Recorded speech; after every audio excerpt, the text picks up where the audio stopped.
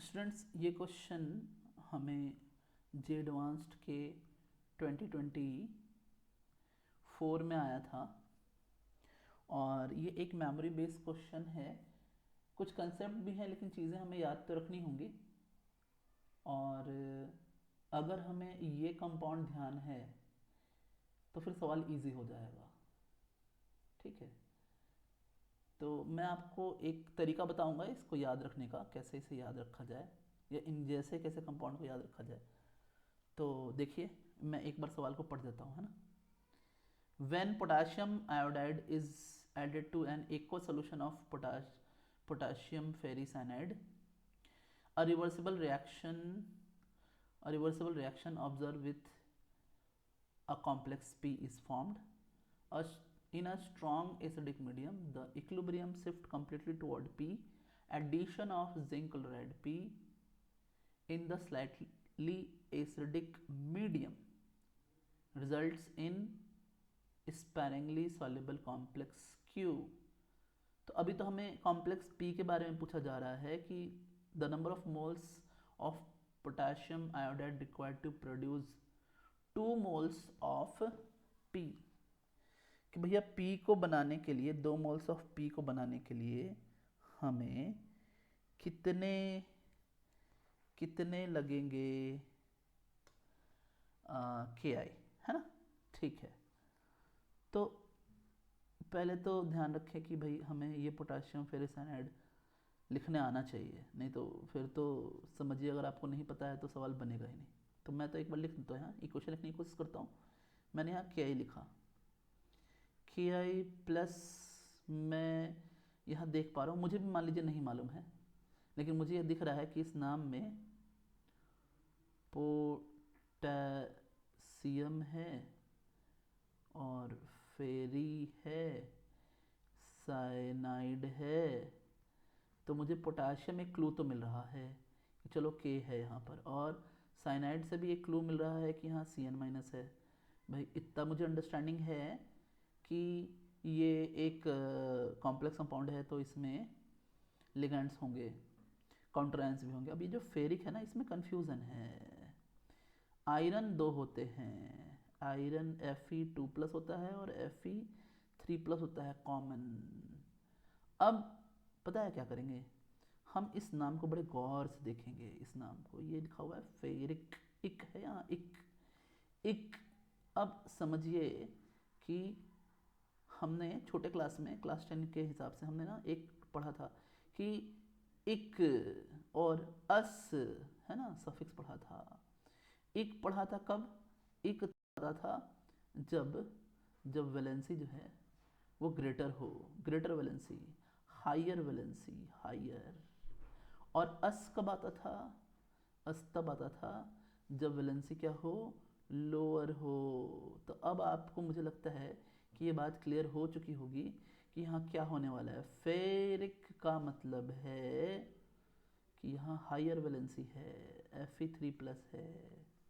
हाँ जी, Fe3+ है। तो अब आप क्या करिए मालूम, अब आप कॉम्प्लेक्स बना लीजिए खुद से। Fe लिखिए, Cn लिखिए, 6 लिखिए। हाँ जी, आपको ये बात ध्यान रखना होगा, Fe3+ का कोऑर्डिनेशन नंबर 6 होता है। इतनी चीज़ें तो आपको पता होनी चाहिए कंपाउंड को बनाने के लिए।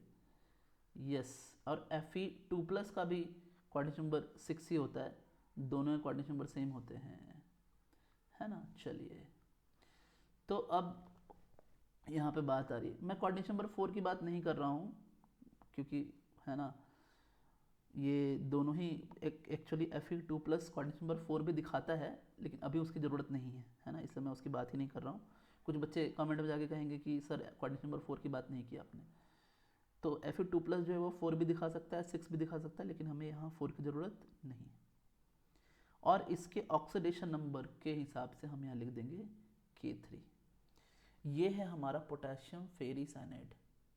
अब ये जो पोटेशियम फेरिसाइनाइड है ना, इसकी जब रिएक्शन होगी तो फिर रिएक्शन के बाद आप समझिए, ये जो I- है ना, ये I- कन्वर्ट होता है I2 में, I- कन्वर्ट होता है I2 में, और Fe3+ कन्वर्ट होता है Fe2+ में। यस, एक्चुअल जो रेडॉक्स रिएक्शन है ना यहाँ, वो मैं लिख देता हूँ कि I- कन्वर्ट हो रहा है किसमें, I2 में, और Fe3+ कन्वर्ट हो रहा है यहाँ पे Fe2+ में। ऊपर वाला ऑक्सीडेशन, नीचे वाला रिडक्शन।